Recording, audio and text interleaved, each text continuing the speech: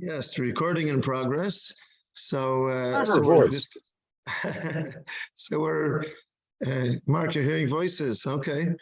So we're discussing progressiveness and tradition, the seeming conflict between the two. Just looking at the two words, progressive and traditional, seem to clash right there. How serious is this clash? How difficult is it to deal with? Or is it easy to just say, oh, of course, I'm on the side of A or on the side of B? Let's just have anyone who wants to start opening thoughts about this clash or this issue. Go ahead, please. Yeah, I think that the definition of progressive and orthodox are all in a person's mind. In other words, it depends. I can see it. I can view it differently than you. It doesn't. When I say progressive, it doesn't. To me, may mean something else than to you or to somebody else. What makes something progressive? So we have to define the words that we're using. What we mean by the words that we're using. Yeah. Okay. Good. Go ahead. Eliezer is trying to say something, but he's very shy. First of all, I very much appreciate that you're doing this discussion. I think it's an important discussion that needs to be aired. I think more places than it is. One concern of mine is selectivity about what's traditional and what's progressive. Mm-hmm. I'm not sure that everybody would have the same understanding even of what's correctly traditional. Right. And this is some issue which I think would be worth delving into.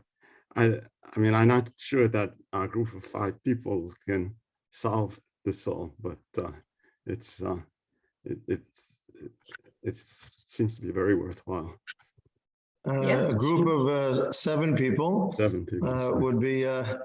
No, I'm saying that is the small number an advantage or a disadvantage? It all depends. I mean, you can get, in a sense, you can get further with a small group, but on the other hand, we're just talking to ourselves.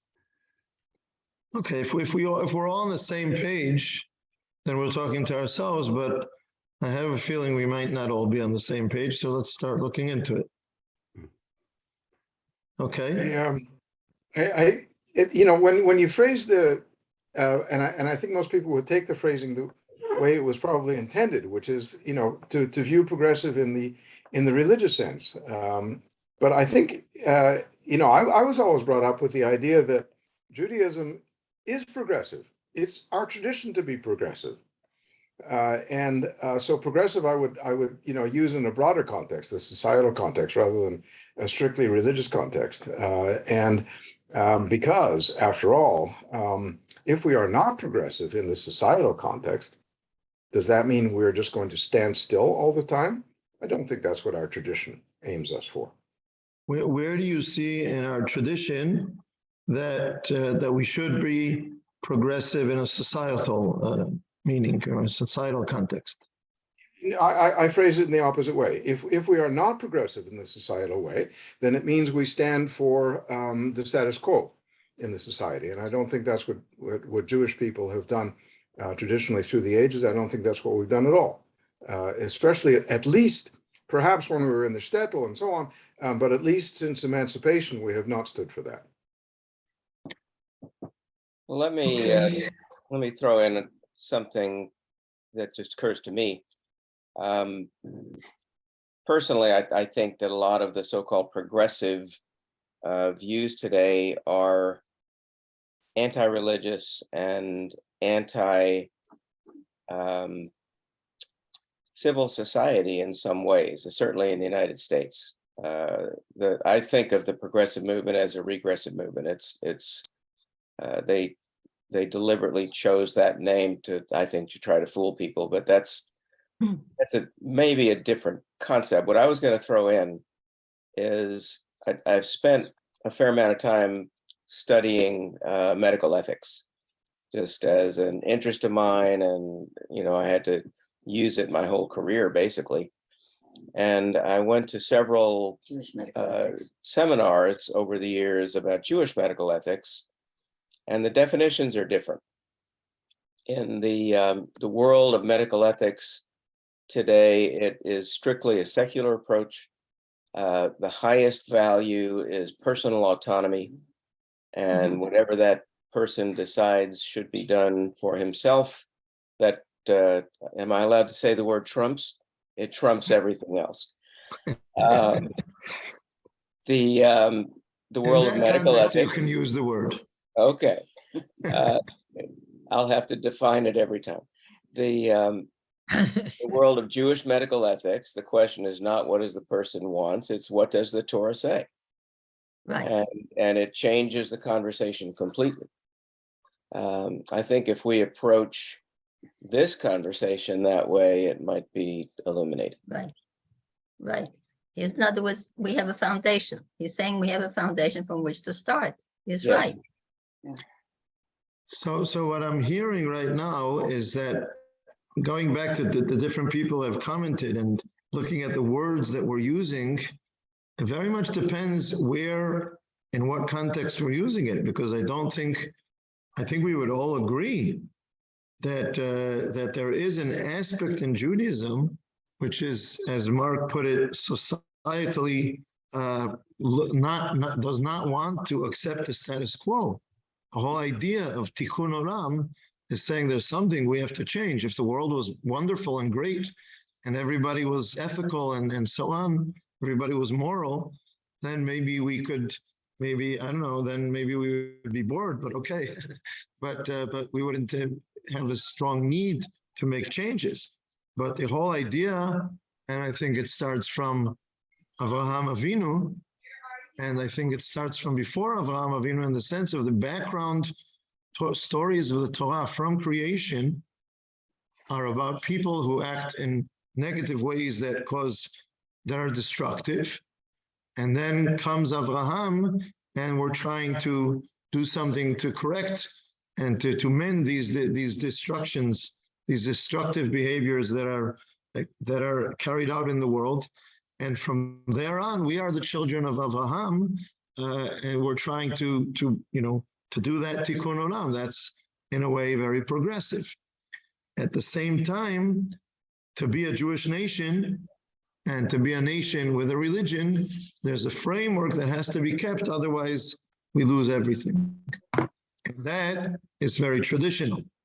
But the reason for us to hold up our tradition and our nation is to be progressive. The question is, where is it positive and where is it negative? Is not everything that someone says is progress. I think we can agree on that as well. Not everything. Okay, we have a new participant right behind you, Mike. Behind you, Michael. Well, she'll have something to say, I have no doubt. We welcome her very much. What are the limits? What are the limitations? That's the question. So I would say, basically, that we do have a very, I would be happy to hear if we all agree on this. We do have in the Jewish DNA something very strong in favor of change and progress and making the world a better place. On the other hand, we have a framework of Torah and what it means to be Jewish. And then there are different movements in the world throughout all generations that claim to be progress, and we have to assess: is it progress or is it, Michael? What did you call it? They're not they're not progressing. They're regressing. What was the word you used before? They're regressing. So these are specifics. Specific movements. Are they truly progress or regression? So good questions to deal with. Let's pick specific topics and choose it. But go ahead, Kasha. Just getting back to the idea that we have a base to go from. What is our goal in trying to improve the world? We're not trying to make everybody convert to Judaism, obviously. No. But we are trying to perhaps substitute Jewish values for some of the secular values that are making the world a worse place. Right. And I think that's been true since the time of Abraham, certainly. I guess the question then is, how do you define that? How do you agree on, what needs our energy and what's counterproductive? It's never that clear cut. I agree with the never clear cut, and I would throw in an example or two from history. And once again, I think there's always this DNA of making progress, but there's also a Jewish DNA of keeping our framework. And Mark, you mentioned before the shtetl, it depends where you are and in what situation historically we are. We're always small. We've always been a small nation. And, we've never been the popular, the leading political party, the Jews. It's not like we're the big numbers and the majority, which makes us very defensive. And we have to hold up our own and create certain walls around us to make sure that we don't get run over with all kinds of things. And at the same time, there are so many times in history there have been Jews either in the forefront or participant in the forefront of positive changes, and also Jews who went for all kinds of other changes that turned out not to be so positive. So there's their DNA, but we always have to check, is it a positive, is it making progress or not? Or is it going to be destructive? But I think we also have another problem, and that is, and that is that our values have been taken over by the Christians. Some values have been taken over by the Christians, and some have been taken over by the Muslims. So we have, it's kind of in the background. It's a non-declared struggle between these religions as who is the one, the one that's leading, even though they're not talking about it. But I think in the back of every Christian's mind is that he is the superior to all religions, and he is the one who is here in the world to make the world a better place. So I think we have to deal with this too. This is something that I would say about religions. First of all, I don't see it in Islam today that what Islam is projecting in the world strongly is something that they took from Judaism, but just basically Christianity and Islam, of course, their birth is kind of to say, okay, we're moving ahead from Judaism, we're bringing something newer and better to the world. So this argument will continue until we resolve that issue.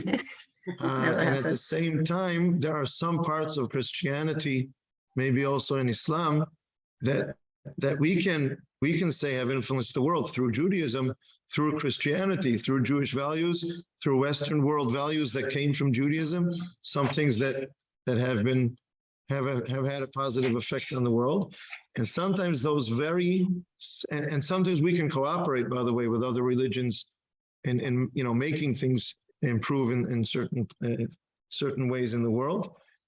But at the same time, we are always wary of losing our own identity. We don't want to see our values being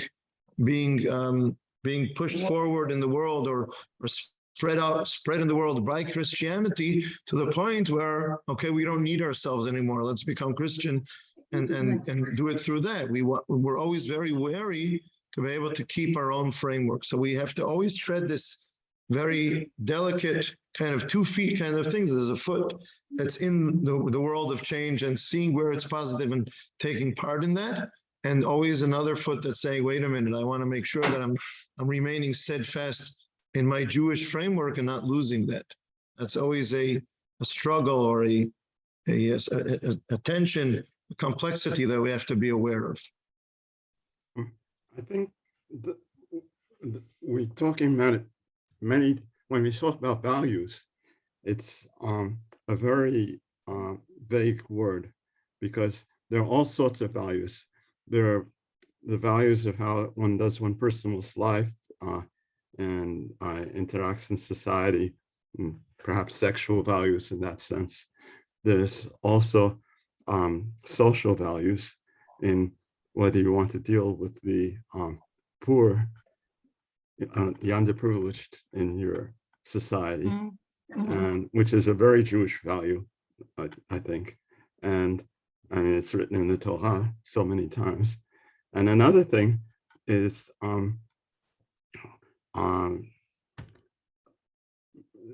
Midiani, political values, such as we just read several parshot about Avraham Avinu, and it seems to me, maybe I'm mistaken, that he always strove for peace, and peace is also in a prayer book in the Shemona Esrei, comes up over and over again, and so each of those has its own level of analysis. I would say, Eliezer, but that I appreciate both you and your thoughts about peace, but Avraham also went to war just to, where it was but necessary. he went to war. He went to war for a people that he knew were condemned. That's true. He saved the people of Sodom, by the way, who were then destroyed by God after he saved them. But I'm just saying that, and I don't think you disagree with this, Eliezer, but just no, not at all. Where's the focus? Peace, yes, and war, yes, and where is the balance? We can argue about that to no end. I think Mark wants to say something. It's been very nice, Mark. Very quiet. He just raises his hand. Okay, just let Eliezer finish his thought, and then other people. Oh, sorry. I thought until last year. First of all, I think that we have to learn from history. I think Hashem created history for us to learn from. But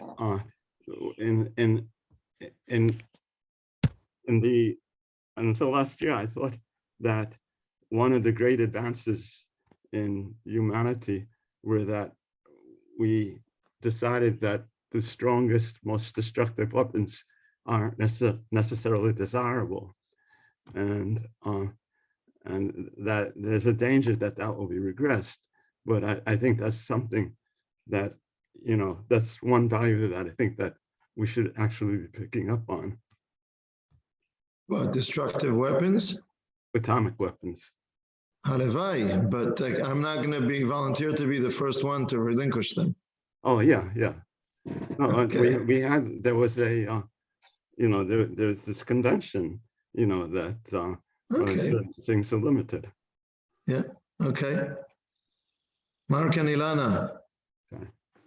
Ilana, you haven't spoken, so go ahead, and then I'll speak after you. You're on mute, Ilana. You're on mute, but you're on mute. You raised your hand first. Go ahead. It's okay. Three things. I hesitate to say three things. I hesitate to say three things because by the time I get through the first one, I've forgotten the other two. But Michael, and you guys, you have a grandchild in the back, right? So what do we want to do? Your granddaughter, we want to make the world a better place for your granddaughter, right? That's a pretty basic definition of progress. We want to have a better world for our offspring, for our children and our grandchildren. That to me is a pretty fundamental aspect of progress. That's point number one. Point number two, I think I remember point number two. Yeah, point number two, that's it. I don't know, maybe you guys, you guys are probably all old enough to relate to this. I'm not sure about Rabbi Tzvi though, okay? But when I was a kid, we drive around. Yeah. But you are the baby of the group. We drive around with my parents. And we'd see smokestacks, and expansion of cities, and the smoke wasn't all that pleasant, but my parents would say, as everybody did in those days, well, that's the price of progress. So ideas of progress, what is progress actually changes in the context. We've discussed that, touched on that a little bit as well. That's point number two. Point number three, I've really forgotten that one, but let me invent it anyway. And that is that, I love this tension, right? There's a tension between progress and tradition. There's a tension between Judaism and democracy. There's all these tensions.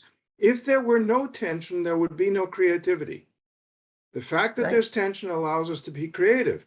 And I would hold, and I bring this back to the first point about having a better place for our children and grandchildren, that creativity is what we want to leave for our children and grandchildren. We want to create a better place. Thank you, Ilana.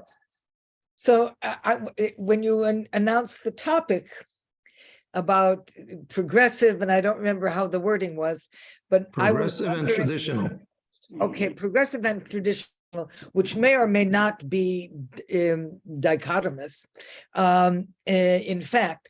But I was wondering specifically how you meant that to relate to emunah, to faith. In other words, are we talking at a more of a shul level or whatever?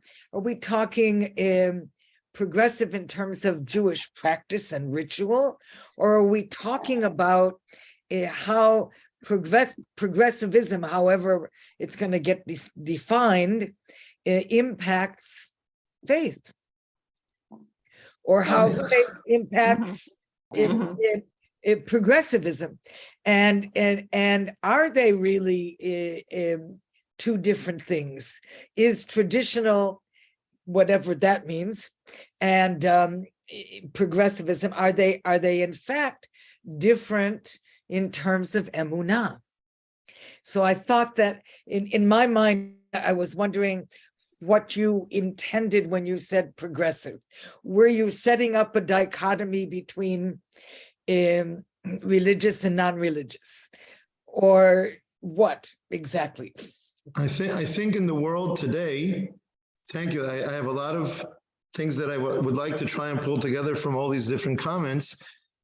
I think in the world today, and this is what I meant by positioning those two words as being in a conflict or in a clash between them, is that many of us, all of us, or I'm not sure if all of us or many of us, but certainly there are a lot of people who experience these terms today as being in conflict, because, well, certain aspects of the world are progress, and sure, we want to make the world better, but certain things it's very definitely posing challenges for people where the modern world progresses to places that are very difficult for people who keep traditional, who keep the religion in a traditional sense. And I think it's a very good introduction and opening what's going on here in this discussion, because it's not that simple. And noticing and being aware that it's not that simple is part of the issue. On the other hand, it's not simple. It's not simple the other way around, and it's true about so many different things. I'll take. Let's maybe choose some. Oh, okay. Go ahead, Etta, and then I'll go back to tying things together. Go ahead, Etta.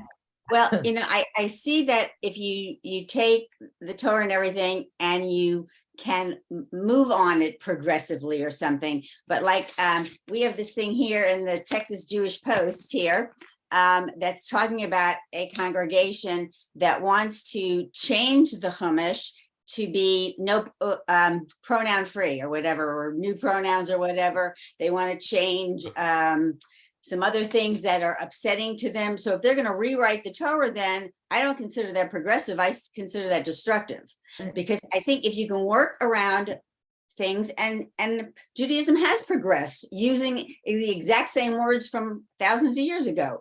So why do they feel like they have to change it just to suit their needs? It's making a whole new religion. Okay, so I think what we should do is choose a few basic thoughts and ideas, and then check them or try and deal with them on specific issues. And I'll try to give a few examples. Let me take an example. Well, how about using the word autonomy, okay? I think Judaism has pushed very strongly for personal autonomy. And one of the successes, and in a sense, I would say it's embarrassing for humanity that it took so long, but it did move forward in the end, and a lot of it is because of the push of Judaism, if you'd like, through Christianity also after many generations, and that is, for instance, abolishing slavery. And at the time of the struggle over abolishing or accepting slavery as the way of the world, as the way God created things and so on, there were thoughts that this is not progressive. Abolishing slavery is against the Torah that has laws about slavery. I don't know if I've told this story in English. I've certainly told it in Hebrew. but I was invited once in the middle of the winter. It happened to be Parashat Mishpatim. I was invited on Motzei Shabbat to a kind of panel, not exactly a panel, a debate. It was supposed to be myself and one other person over, Torah and the modern world and values and this kind of idea of progressive and traditional. It ended up being that the person who was presented as the opponent, in the debate, so to speak, comes with the backing of two other people. They're a trio who work on the. When I found out who it was, I understood there's a certain group of people who are very anti-religious and are very aggressive about it. They even wrote a book about Parashat Shavua, which I happen to have at home, secretly turned around backwards so you don't see what the book is. It's a book with every Parashat Shavua. They aggressively tear apart the Parashat Shavua in terms of how primitive it is and how ugly it is and things like that. And they write in the introduction that they hope that the next generation will continue to study Parashat Shavua, which to me is ridiculous. If you want the people to study Parashat Shavua, at least pull out some positive things that you find in it. Just why should anyone keep on studying a book that you think is full of negative things? But in any case, so their thrust at that Motzei Shabbat was that Judaism is in favor of slavery because there are rules, there are laws about slavery. And truth be told, that was a claim in the panels arguing about slavery 200 years ago. That people would, they would have these panels. Our attention span today is like 20 seconds, but then it could be days. So they could have one day, one position was argued, and the next day, the other position was argued. That was the panel. That was the debate, and somebody was holding the Tanakh and supporting slavery because the Tanakh says that there are slaves. So, and I think we all agree that we don't want to go back to slavery. And look how hard it was, and look how long it took to get there, and it wasn't absolutely clear. But autonomy is part of it. I don't think any one of us wants to lose our personal autonomy.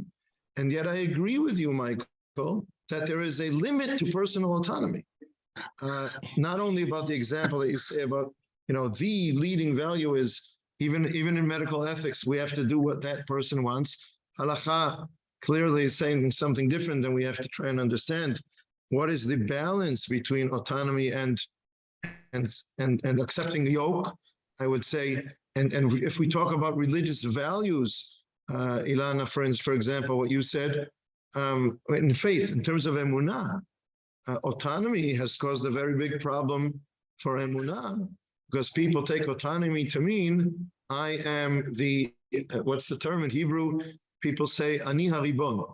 I am the master. I am the master. I'm the, right? yeah. So when it comes to, the sovereign, that's right. The sovereign, that's it. Thank you. So when it comes to politics, the people are the sovereign. It doesn't matter what democratic system you have in place. If you have a president or a prime minister, or how the elections are held and what the law is for how long a person is voted in, the people are the sovereign. And the person who is elected to be the political leader works for the people. Of course, we have to give him power, otherwise he can't do anything. But clearly, we are the sovereign. He works for us and not the other way around, even though he can turn it around and turn it upside down and collect so much power that he's going to end up becoming a dictator. That can happen, God forbid, more or less. But we are the sovereign, but we take that sovereignty and we turn it towards God. In other words, on this level, between human beings, everyone is autonomous and we are all sovereign over ourselves. And the only way for society to function is by understanding that we all together are the sovereign, and that's how we're going to have to function. And there is no one person who's going to be able to tell other people what to do. But in today's world, it creates a challenge for faith, because people say, I am the sovereign. Nobody can tell me what to do, including God. So autonomy is a very positive value, very strongly pushed forward by Judaism in a very positive way. And in some places in the world, it's overdone. Freedom. Freedom is one thing. Tell me if I'm pronouncing this word properly. Promiscuity, is that a word? Yes. Being promiscuous is taking that freedom beyond where it should be going. And I can see, from my perspective, point of view, clearly how it's causing terrible damage to the world, to family, to commitment of couples. The word commitment, I hear from, Mark, in spite of you saying that I'm a baby, there are people who are younger than me in the world. I hear from, if I work with school principals today, and I hear from them that the word commitment is a difficult word to bring to the school, to children of school age, high school. Commitment.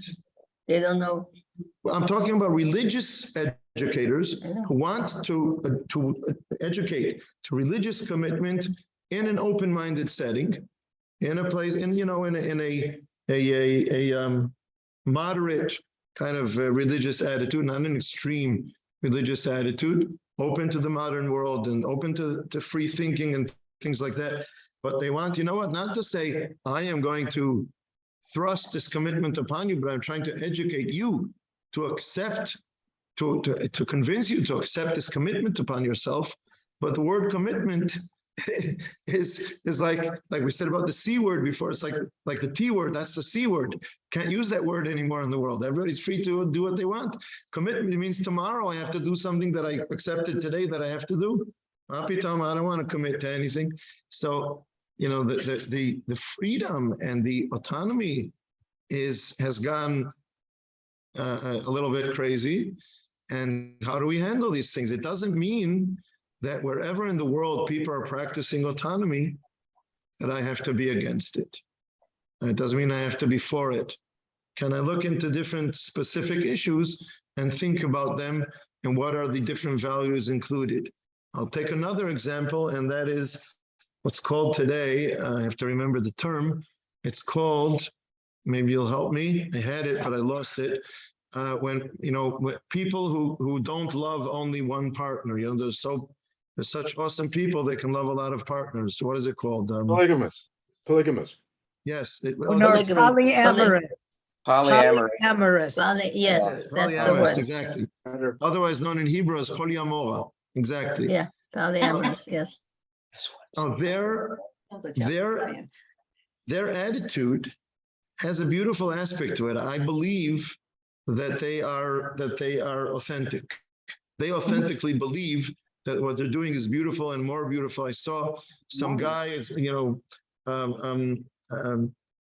competing in one of these programs, talent programs. He's doing something on the stage, and there in the crowd, that's my wife, and that's our third partner, and these two women are sitting there next to one another, smiling at one another, both loving this guy. He's loving both of them. Oh, it's so beautiful. And he uses the term, we are a polyamoric family. And, and I move in discomfort in my chair just watching this.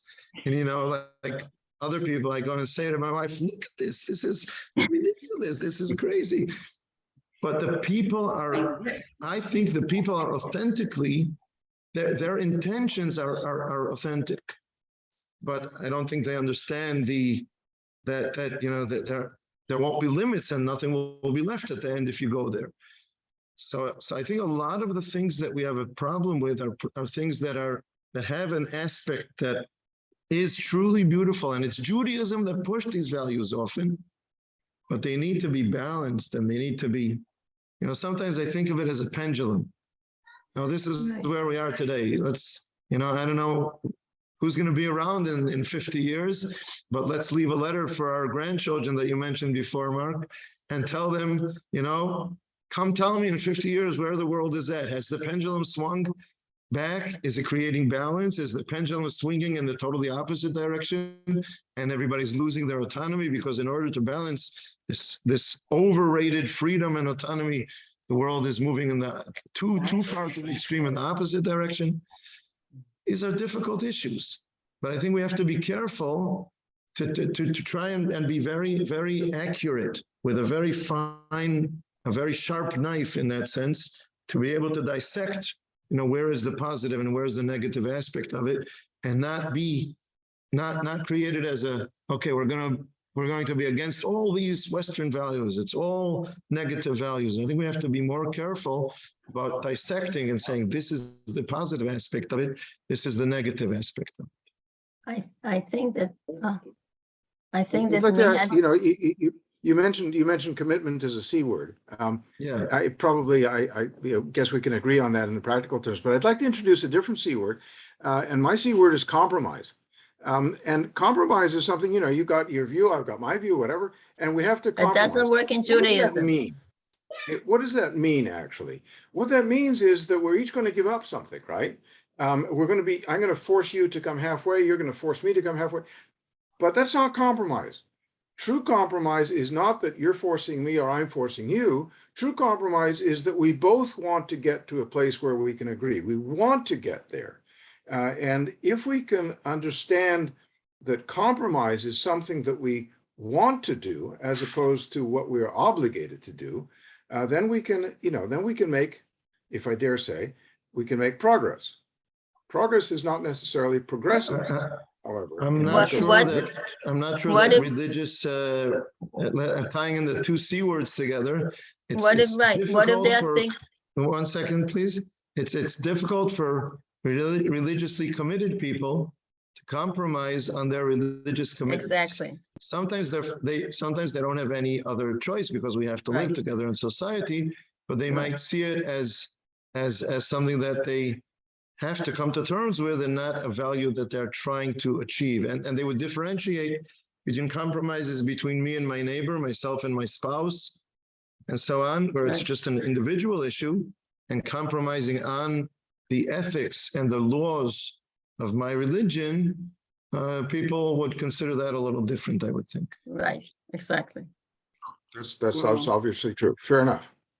Well, but In other words, So we have everywhere- laws. I'm sorry.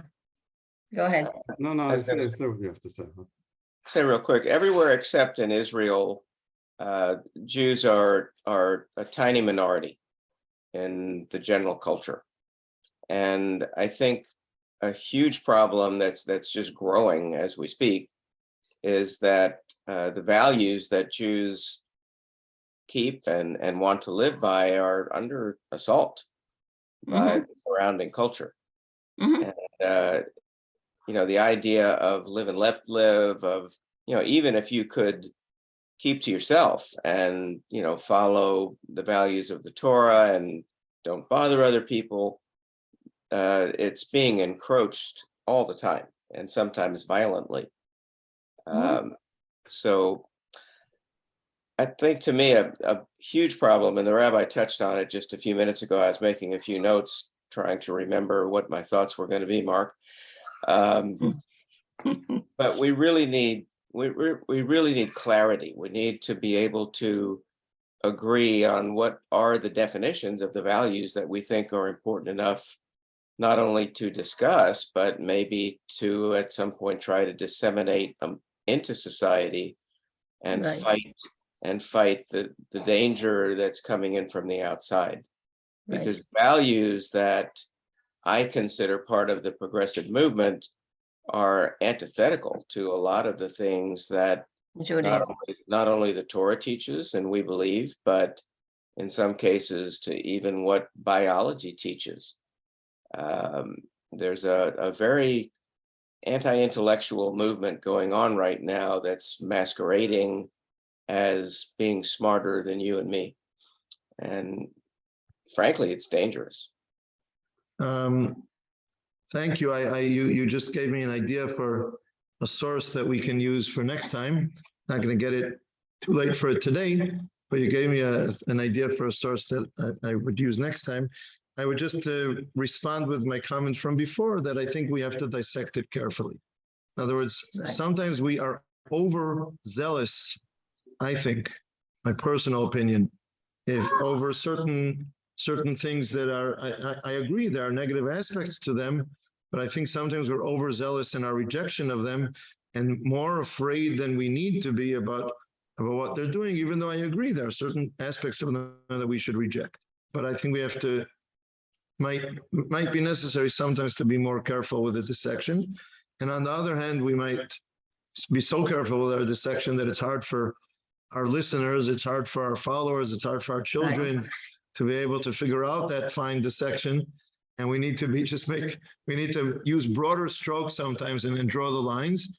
And on the other hand, sometimes when we do that, our children are growing up in the world and they can't buy that. They're not going to buy that. So, it's very complicated. About commitment. Yes. I think everybody wants to have commitment. It's just to what? These whatever it is, polyamorous or whatever, they're committed to that. And I think it's our job, and I think you actually do this, to present a model for that people can choose commitment in the context of Judaism. And that, but they're going to be committed one way or another. And so that's one of our challenges. Eliezer, I would ask you to allow a young person like me to join you and say that I'm afraid that you and I are both not aware enough, not because there's something wrong with us, just because of how often do we come across interact with people in their young teens and so on, in big numbers. And again, what I'm saying is this experience of these school principals, I am hearing it from them.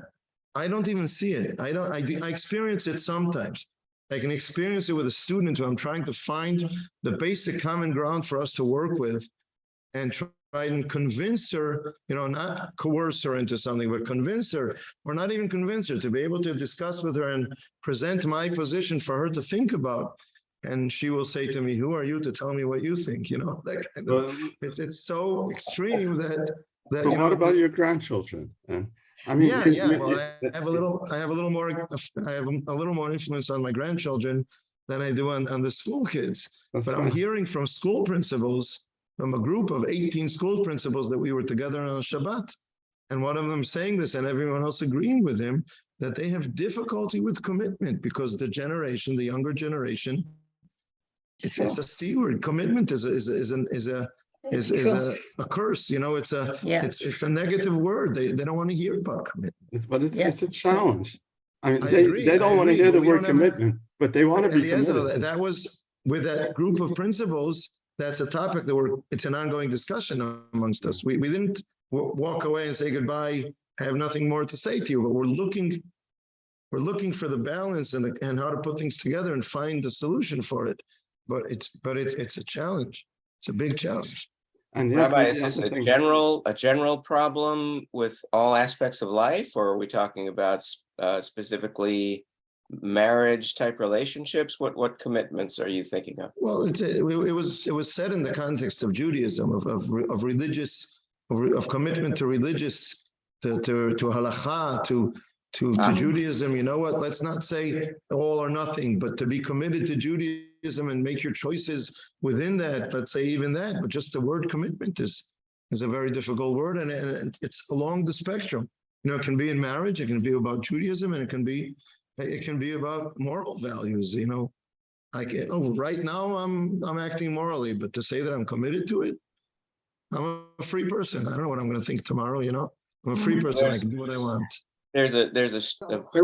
I wonder what the role is of this device. And the reason I ask, not my device, your guys, everybody else has a different device, smartphone, right? And really old. Your device looks very strange. Yeah. Mark has a museum of old devices at home. Yeah, I do. He is a museum of old devices. Okay, Elena, enough. Thank you. The reason I mention this is because when you're listening to a person, you will listen to the person if you have respect for that person, if you think that person is going to tell you things that you may not have thought about that you want to hear.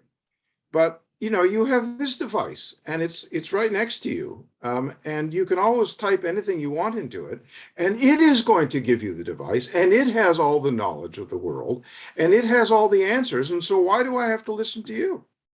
I'll just look it up on my internet and I'll find out what the answer is. I don't have to listen to you. And I wonder what the influence is of that. And I think it's fantastically negative. Not necessarily in the wrong. breakdown.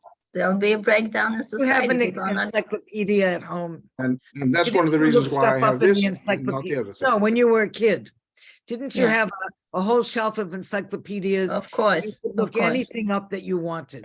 Yep. of course. Not Sure, as much but as, then I had to as read. Google. Nothing like Google. Nothing was Nothing like- Oh, not even close. as approachable as Google. I had a whole set of them. I don't know. I was addicted to the encyclopedia. But nothing was as good as, it wasn't as, nothing was as easy as Google. Or immediate and all the rest of that, but it's the And same- so many it's the things. same idea. And as wrong and as abusive, because remember that you may get good information from this thing, but you Yeah. may also get a lot of garbage Right. from this thing. Right. And how do you know? Because if a lot of people support the garbage, then it's going to stay there. Right. It's true. Very difficult, very difficult. Yeah. I wanted to relate to. Everybody get something- rid of their thing and use one of mine, okay? something that actually, I'm all in favor. Look, we're using it right now. But anyway, what you said before, I think is very beautiful about compromise. That I mean, Rav Tzvi has said on many occasions that no one person can see the whole world, because you have to sort of go around the world to see it, and that we all have certain sparks, but that we can only progress by combining them in a way, by acting in coordination. And so I think that's the ideal of compromise in a sense. That Eliezer, you're saying that's the religious response in favor of compromise, responding to my former negative response to compromise coming from a religious perspective. And there, I think that's a tension within traditional Judaism. Well, I wanted to say before, Mark, you said about living with tensions between different values, and that creates creativity, that makes room for creativity. That was a very strong piece by Rabbi Sachs, whose Yortzeit was just this past week. Yeah. And I think it's true, and I think it's very beautiful. The statement that Judaism is living in those places where there is this tension between different values and not giving up on either one of them. And it means that we'll have different opinions and different balances, but that's a lot of what Judaism is about. How much do I care? How much do I care to take care of my Jewish identity? How much am I a person of the world? How much am I respectful of the past? How much am I looking to improve the future? And Judaism includes the different sides, and the tension between them is what makes us tick and makes us different from one another to a certain level. And there's a beautiful aspect to that. I think that's a very beautiful way of looking at it, and Rabbi Sachs being able to be a relevant person and an influential person in the world in that sense. But it certainly leaves us with a lot of questions. I'd like to mention an example near the end of our meeting for tonight, but there is an ongoing issue in Israel right now of, you might be aware of it, of certain women claiming that a very influential rabbi abused her sexually and others. And I don't know the facts. I am not a interrogator, and I did not interrogate her and him and tell you, who's right, and I have facts and I have proof. But I did go to meet with her and hear what she has to say. And I put out a post on Facebook that, we have to support the idea that it should be, the police should investigate. There's more than one complaint, and the police should investigate. And someone wrote about me in response that these, religious liberals and so on always take the side of the weak. And that's because of the crazy progressiveness, that if you're born in an underprivileged society, you're right. And if you're born white, American, affluential, then you're wrong. That's it. And it was, to my mind, it was a fascinating response and a ridiculous response, both at the same time, because I was saying, if you're weak, you're automatically right. I was saying the Torah, not progressive Western world, the Torah, so many places, one of you mentioned this earlier, stresses that we have to look out for the person who's weak in society. Right. That is a Torah religious value.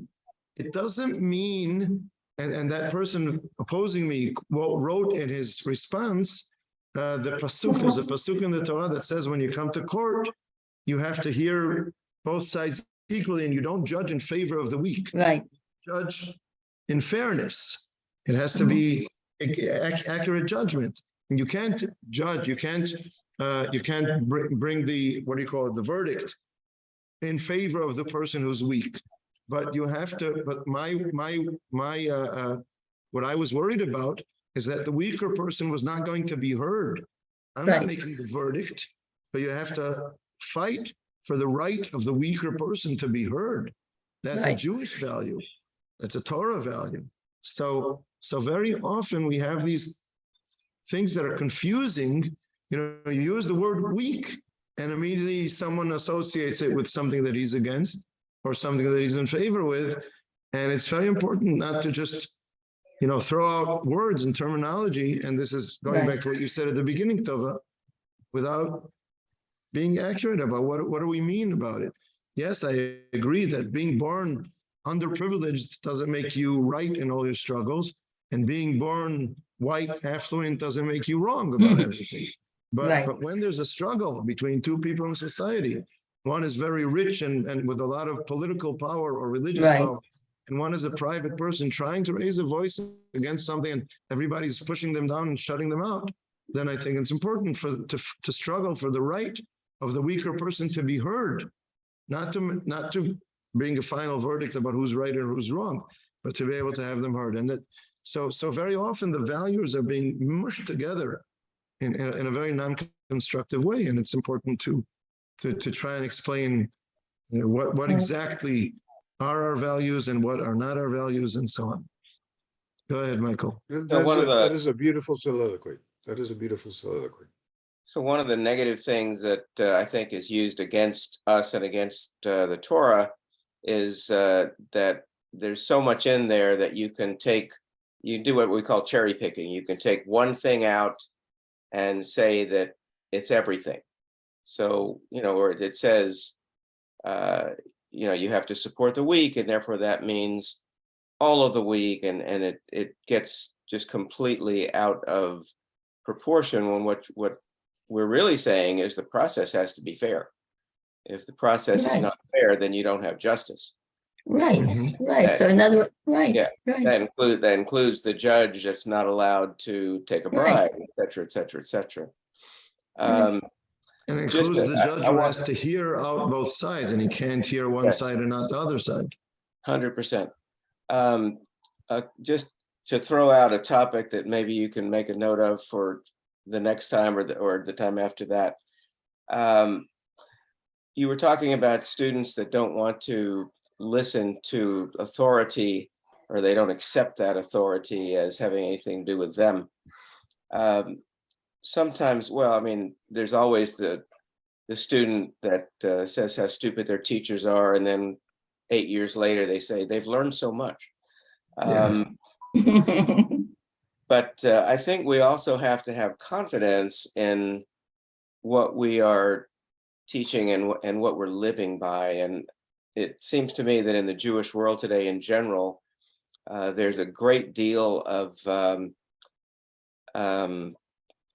they're afraid of any criticism at all, to the point that you can't even hear a joke told about somebody Jewish without saying it's anti-Semitism.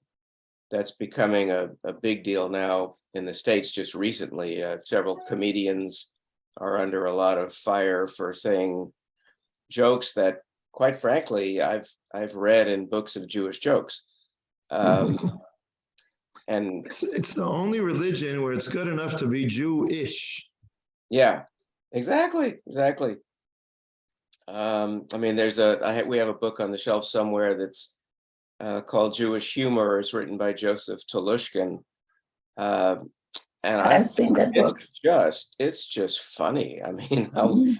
I'll just, break out in laughter just reading a page or two.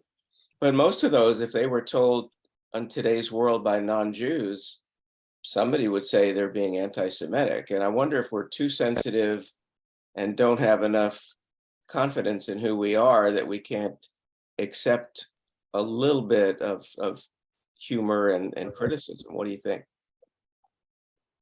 You're right. I mean, Michael, you're absolutely right. Except, look at it from a slightly different perspective. For example, I mean, I read an article about just this point a couple of days ago, because precisely of the comedian controversy in the United States that's, resurfacing from time to time. Yeah. And look at it from this point. Jews can make jokes about Jews. Blacks can make blacks about blacks.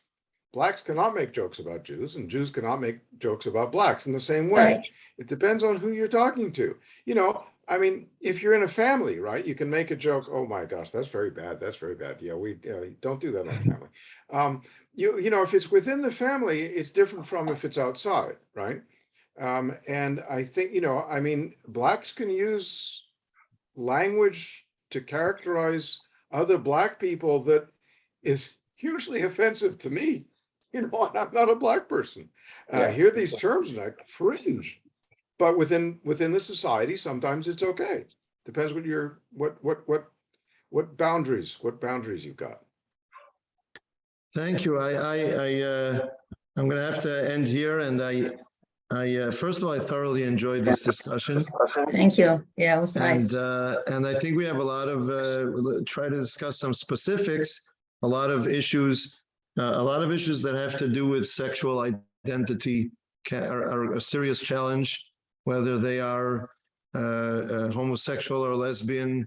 How do we relate to that? And to people who want to make a sex change and, born in one gender and feel the other gender. These are issues that are going to be very challenging, but let's give it a try. Okay. Okay. Thank you. Great. Good night. Like we did Excellent. tonight. We did that very well. Thank you. Thank you. Good night.